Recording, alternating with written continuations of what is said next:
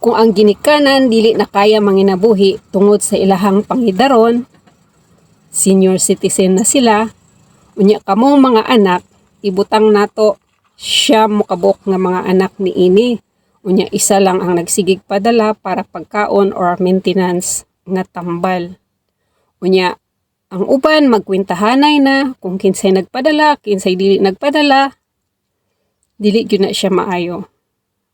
Kamong siyam na mag-igsuon or anak ni ining, kung magtinabangay mo counterpart mo sa igsuon nga siya ra magsigig padala, kay wala ta kahibaw nga na emergency siya, nagkasakit siya, dili makapagdala.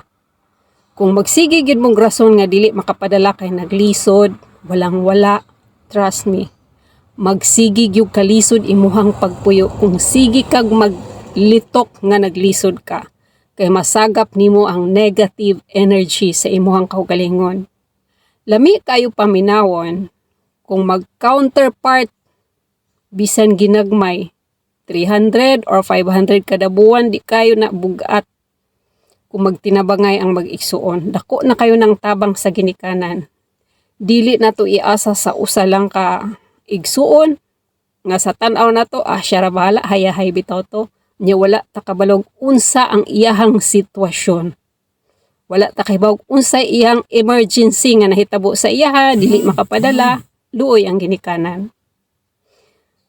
Kung mo share tag blessing sa ginikanan, the more blessing ang atuang madawat. Kung magsige kag litok dili ka makapadala kay naglisod ka, walang wala ka, maglisod gyud ka sa imong kinabuhi. Kung magsige kag litok nga naglisod ka, walang wala ka, masagap nimo ang negative energy ni ana. Pero the more nga mo share ka kana ginikanan na, the more blessing nga madawat nimo. Ayaw kalimti imuhang ginikanan. Bisan sa ginagmay lang, dako na kayo ng palipay para nila. Amping, God bless you.